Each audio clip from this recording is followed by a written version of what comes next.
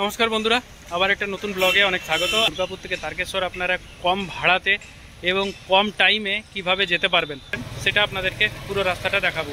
তো চলুন এখন দুর্গাপুর থেকে ট্রেন ধরা যাক। এটা দুর্গাপুর বাস স্ট্যান্ড, আর বাস স্ট্যান্ডের ঠিক পাশেই হচ্ছে দুর্গাপুর স্টেশন। তো এখানে এখন টাইম হচ্ছে 8:24, আর এখান থেকে আমি একদম ডাইরেক্ট টিকিট করে নিয়েছি আপনার তারকেশ্বর পর্যন্ত। ভাড়া লোকালে ভাড়া পড়লো 35 টাকা। আছে লিফটটা এই প্ল্যাটফর্মটাতে, এখন 1 নম্বর প্ল্যাটফর্মতে চালু হয়নি, কিন্তু ওই দিকটাতে লিফট আছে। তো বৃদ্ধজন বা দিব্যাঙ্গদের জন্য এটা একটা সুবিধা। এটা এক্সকেলেটার আছে, এক্সকেলেটার করে চাপবো। হাওড়া টু গয়া বন্দে ভারত এক্সপ্রেস, আর আমার যেটা যাওয়ার ট্রেন লোকাল ট্রেন সেটা ঢুকে গেছে। এই যে দেখতে পাচ্ছে আসানসোল বর্ধমান লোকাল। তো আজকে এটা ধরে প্রথমে যাব বর্ধমান পর্যন্ত, দেখি তারপর ওখানে দেখা যাক কি হয়, কি পাওয়া যায়। তো লোকাল ট্রেনে জার্নিটা করবো, এক্সপ্রেস ট্রেন ধরবো না। এখন এসে পৌঁছালাম বর্ধমান স্টেশনে 4 নম্বর প্ল্যাটফর্মে। ট্রেনটা 10 মিনিট লেটে পৌঁছালো, আর এই ঢুকছে ময়ূরাক্ষী এক্সপ্রেস। ময়ূরাক্ষীকে আমি দুর্গাপুরে ধরতে পারতাম, কিন্তু দুর্গাপুরে ধরলাম না, কারণ ময়ূরাক্ষী অলরেডি লেটে ছিল আর আমাকে আরও লেট করবে। আর এইখানে পৌঁছেও যদি আমি তাড়াতাড়িও পৌঁছে যেতাম ময়ূরাক্ষীতে, তাও কোনো লাভ হতো না, কারণ আমাকে সেই 10:05 বর্ধমান হাওড়া কটলাইন লোকালের জন্য বসে থাকতে হতো। আর ময়ূরাক্ষীতে ভিড়টা দেখুন, প্রচুর ভিড়। আর সেই জায়গাতে আমি এখানে লোকালটাতে কম পয়সাতে এবং আরামসে বসে আসতে পারলাম। তো এই জন্যই আমি ময়ূরাক্ষীকে ধরলাম না। তো এখন যাব 3 নম্বর প্ল্যাটফর্মে, ওভার ব্রিজ দিয়ে ক্রস করব। তারপর যেটা আছে আপনার বর্ধমান হাওড়া কটলাইন লোকাল, সেটা ধরবো। আপনাদেরকে একটা ইনফরমেশন দিয়ে রাখি, আপনারা যারা বর্ধমান থেকে কাটোয়া যাওয়ার জন্য লোকাল ধরবেন, তাদেরকে এই 8 নম্বর এবং 9 নম্বর যে প্ল্যাটফর্ম আছে সেখানে আসতে হবে। ওভারব্রিজ হয়ে আপনারা আসতে পারেন। এটা হচ্ছে ওভারব্রিজ, রেল ওভারব্রিজ। এটা প্রত্যেকটা প্ল্যাটফর্মের সাথে কানেক্ট আছে। আর এটাই হচ্ছে আপনার 8 এবং 9 নম্বর প্ল্যাটফর্ম। এই দিকেও আপনার টিকিট কাউন্টার আছে। আর এই যে ব্রিজটা দেখতে পাচ্ছেন, এটাই মেন যে রাস্তা কাটোয়া যাওয়ার জন্য বর্ধমান থেকে, সেটা এই যে এটা প্ল্যাটফর্ম। তো এটা জেনে রাখুন যে এখান থেকে যদি আপনারা কাটোয়া যেতে চান, তাহলে আপনাকে এই দিকের প্ল্যাটফর্মে আসতে হবে। আর এইটা একদম বাইরে চলে যাচ্ছে, যেটা আপনার একদম প্ল্যাটফর্ম থেকে বাইরে। দেখুন, বর্ধমান থেকে হাওড়া যাওয়ার জন্য দুটো রাস্তা আছে। একটা হচ্ছে মেন লাইন লোকাল, যেটা ব্যান্ডেল হয়ে যাচ্ছে, আর একটা যাচ্ছে আপনার মশাগ্রাম হয়ে, সেটা হচ্ছে কটলাইন লোকাল।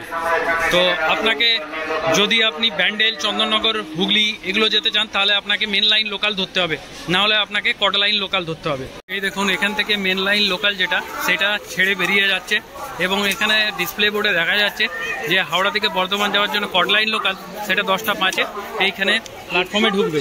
সেটা অলরেডি প্ল্যাটফর্মে ঢুকেই আছে, দেখুন এই যে। তো এটাও 10:05 ছাড়বে, আর এদিকে মেন লাইন লোকাল যেটা, সেটা ছেড়ে গেল। হচ্ছে শক্তিগড় স্টেশন। যদি আপনারা বর্ধমান থেকে মেন লাইন লোকাল ধরে নেন, তাহলে আপনারা এখানে এসে চেঞ্জ করতে পারেন।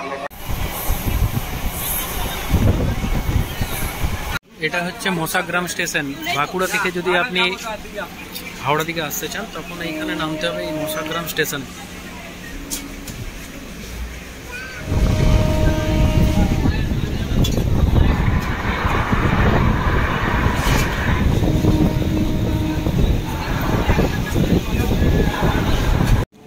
এই লোকাল ট্রেনটাতে নামলাম আপনার 11:22 আর এখন কামারকুণ্ডুতে নেমে আমরা আরেকটা যে স্টেশন আছে, যেটা আপনার তারকেশ্বর যাচ্ছে, ওই যে উপরে দেখা যাচ্ছে, সেইটাতে যাব।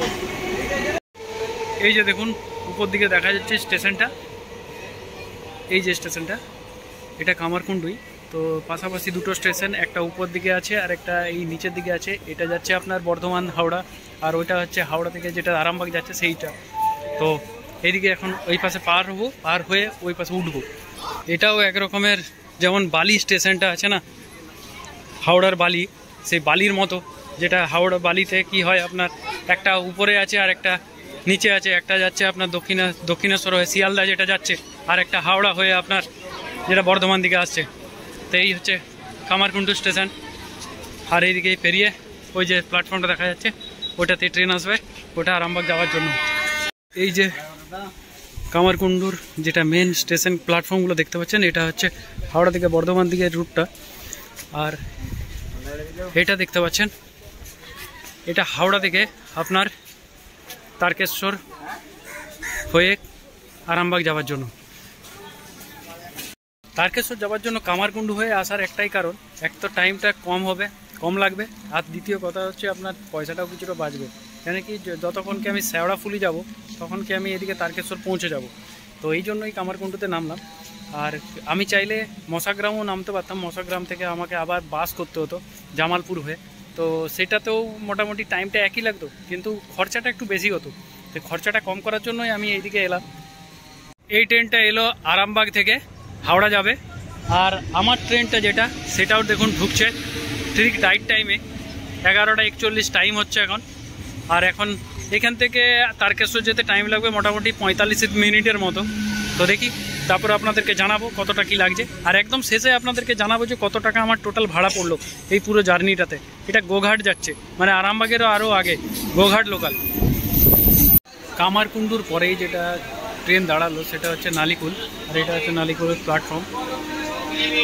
এখন এটা এসছি মালিয়া হল্ট, আর এরপরেই আছে হরিপাল। এটা হরিপালের স্টেশন।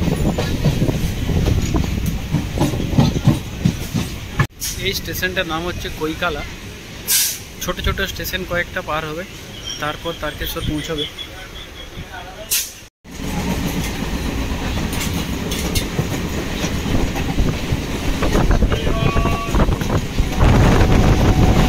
এখন যে স্টেশনটাতে ঢুকছি সেটা হচ্ছে বাহিরখণ্ড। এগুলো সব ছোটো স্টেশন, মাঝে আরেকটা স্টেশন আছে, তারপরে আমার তারকেশ্বর।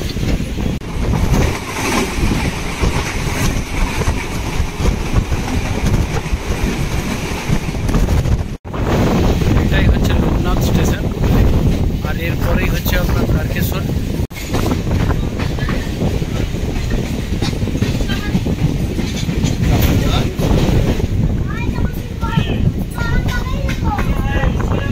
এখন এসে পৌঁছে গেছি তারকেশ্বর স্টেশনে, 12:10। এখন 12:11 আর পৌঁছালাম তারকেশ্বর স্টেশনে। আর এটা আপনার প্রায় রাইট টাইমেই পৌঁছালো। তো এখান থেকে যাব আপনার মন্দিরের দিকে। তো আমি চেপেছিলাম সেই 8:30, আর নামলাম 12:10। তো প্রায় 3 ঘন্টা 40 মিনিট লাগলো।